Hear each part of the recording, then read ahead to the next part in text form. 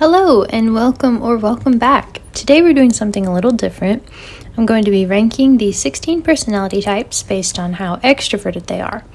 Before we get started, I'd like to explain the difference between cognitive extroversion and social extroversion.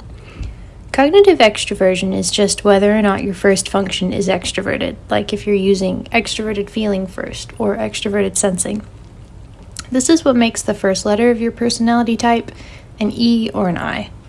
Social extroversion is about where you get your energy from. So do you recharge by being with people or do you recharge by being alone? So also, as a little disclaimer, this ranking is entirely based on my own opinion and the people I know who are these types. So this definitely isn't going to be a perfect representation of every type objectively, just, again, my own opinion. So with that in mind, let's get started. So as you can see here, we've got 5 categories. So would combustive left alone, I'm going to be putting the most extreme extroverts there. They need people 24/7, all the time doing stuff with their friends. Would talk to literally anyone. Below that, we just have regular extrovert. This person's going to be very social, but is okay with being alone on occasion. Middle section, we have ambivert. So these people are kind of hard to pin down as far as whether they're an introvert or an extrovert. It depends a whole lot on just their general mood at the moment, who they're with. So then we have the introvert. That's just going to be kind of your average chill person who isn't going to be the most social, but can still, enjoy spending time with people. And then in the bottom, somewhat jokingly, we have the hasn't left the house this week category. These are going to be the people that you maybe hear from once or twice a year. Maybe you text them and 3 months later they text you back and you're like, oh wow, you're still alive. So, I guess we will get started. So first up, we're going to do the ENFJ. So ENFJs are pretty extroverted. They're definitely very social. They're very good at reading people and just using their extroverted feeling, which is their first function, to create this vibe of just friendliness, and everybody enjoys talking to them. That being, I do think they still need occasionally a little bit of time alone. So I don't know. They could go up here. If like some ENFJs could go up here. But generally, I'm going to put them in the extrovert category. Alright, after that we have ISTP. So, complete opposite type. ISTPs have extroverted feeling. The ENFJs function as their inferior function. So, spending time with people, socializing, general friendliness is not going to be their top priority. I think I'm going to put them, just from some ISTPs I know, in hasn't left the house this week. Alright, up next we have the INFJ.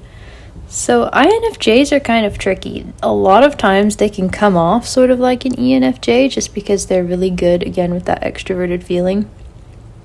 They definitely do still need their time alone. They are an introverted type. So just because of how hard it is to tell with them, I'm going to put them in ambivert. Okay, so next we're going to do the ESTP. ESTPs, I'm doing these grouped by function, so all these types so far have the same function, just in different orders. ESTPs have extroverted sensing as their first function, so they're constantly taking in information about the outside world and really enjoying being present in the moment. They also have extroverted feeling. It's their third function, so it's not something they use nearly as much as like an ENFJ or an INFJ, but they can still use it fairly well, and they usually do use that to spend a lot of time with people and be good socially. So I'm going to actually put them in would combust if left alone, just from ESTPs I've met before, they tend to be some of the most extroverted people I know, so they're going to go up there. Alright, next we're going to do the ESFJ. So ESFJ, like the ENFJ there, has extroverted feeling as their first function, but they have introverted sensing next, so they're sensors instead of intuitives. I do think that leads them to not need as much time by themselves. So while an ENFJ might need a lot of time for introverted intuition to do its processing, I think ESFJs probably don't need that time as much. So I'm actually going to put them in wood combustive left alone as well. I think they're a little bit less extroverted than the ESTP, who is honestly probably the most extroverted type in my opinion, but I do think they're more extroverted than ENFJs. Alright, next we will do the INTP. So INTPs are hard because the stereotype for them is definitely hasn't left the house this week. With that though, INTPs kind of put a little bit more emphasis on the extroverted feeling, which is their inferior function, than an ISTP does. So oftentimes they do really appreciate people and want to be better socially than they are sometimes. So I'm just going to put them in introvert. Right, next type, we're going to do the ISFJ. So ISFJs are, as far as social ability and need for interaction with people, pretty similar to the INFJ on that level. I think it can be really hard to tell with the IFJ types if they are extroverted or not. Probably once you get to know them better, you can recognize when they're getting drained. But especially at first glance, they're going to seem very sociable, very friendly. So I'm actually going to put the ISFJ in ambivert. So ENTP is going to be next. So a lot of ENTPs, from what I've seen on the internet, tend to view themselves as more ambiverted. With the ENTPs that I know, that doesn't seem to be the case as much. Like, they might consider themselves to be ambiverts, but they need interaction with people all the time, basically, or they get really lonely, really bored. Also, ENTPs use extroverted intuition first, and that function isn't geared as socially or externally necessarily as extroverted sensing is, or extroverted feeling. Extroverted sensing is, like I said earlier, really pulling a lot of data from the outside world. And obviously extroverted feeling is interacting with people a lot. So extroverted intuition is more ideas based. So a lot of the energy they're pulling, while it is still from the outside external world, it's not as grounded in reality. So I think that can give them the appearance of being more introverted because they're in their heads more. But they really love to discuss random ideas that excites extroverted intuition. And they have a tendency to get kind of bored by themselves. So I'm going to put them up at the top in wood combustive left alone. Okay, next we have the ENFP.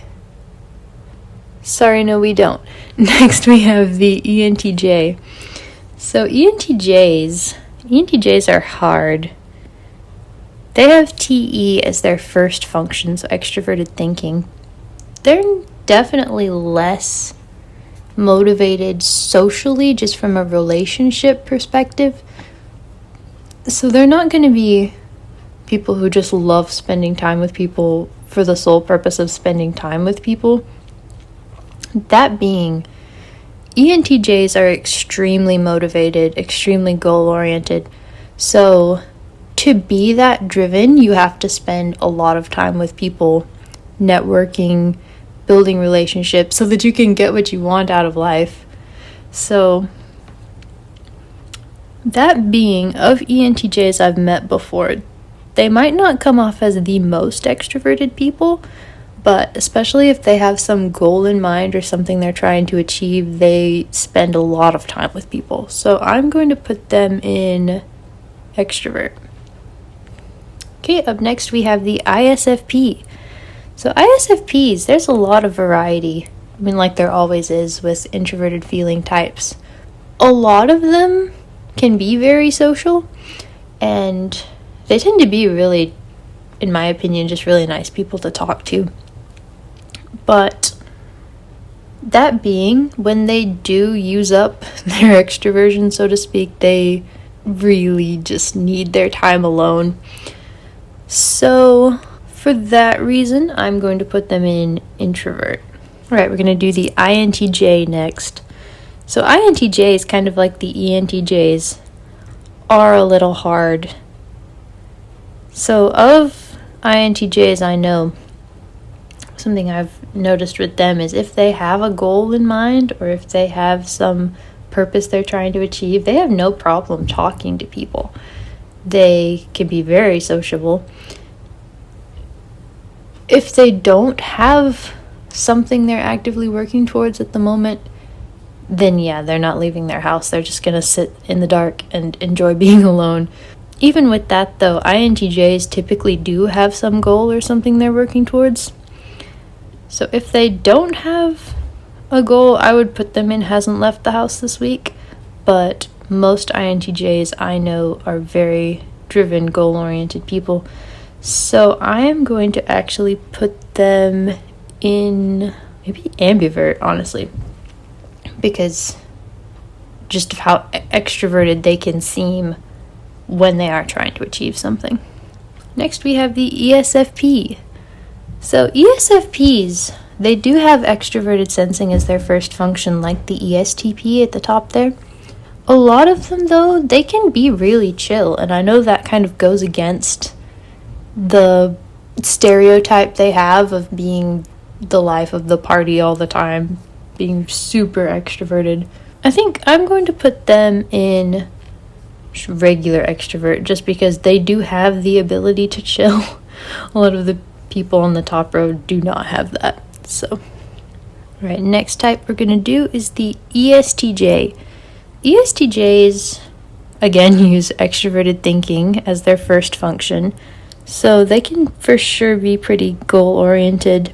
They're really good at managing people, so they do enjoy interactions with that. They're not the most extroverted. ESTJs can be a little bit unsure of themselves socially. That's probably more younger ESTJs, but I think I'm going to put them in extrovert just because they do still gain a lot of energy from being with other people. Next type we're going to do is the INFP. So INFPs are really nice to talk to. They can be really good socially, but their introvert battery tends to die very quickly. So while they definitely enjoy spending time with people sometimes, of INFPs I know they would be perfectly happy if you just left them alone in their nice quiet house and they could just read books and drink tea and have a nice time and do crafts and stuff. So I'm actually going to put them in hasn't left the house this week. No offense, INFPs. Alright, ISTJ. ISTJs are definitely introverted socially. They can talk to people, like obviously all the types can be social. ISTJs probably aren't going to enjoy it that much. ISTJs tend to like social interactions within a structure. So they are very structured types with introverted sensing and extroverted thinking together. They typically like everything to follow a routine. So while they might definitely enjoy the traditional family get-together or Thursday as pizza night with their friends or something, they're probably not going to be just seeking people to interact with randomly. So I'm going to put them in introvert. Alright, last type we're going to do is the ENFP. ENFPs are interesting, kind of like the ENTP at the top there. They also use extroverted intuition as their first function. They also kind of fall into the category of viewing themselves as ambiverts or even introverts sometimes. A lot of ENFPs I've seen on the internet would classify themselves socially as an introvert. Even with that, though, there are some ENFPs that are some of the most social people I know. So I think they can be really friendly and very people-focused, but they probably have the least power in the social battery out of all the extrovert types in my experience. So for that reason, I am going to put them in ambivert. Alright, well, there's all the types ranked by levels of extroversion. I hope you've enjoyed the video. If you disagree with me, I'd love to hear in the comments where you think people ought to be placed. If you enjoyed the video, please like and subscribe. It really helps out the channel. So, thank you so much. Bye.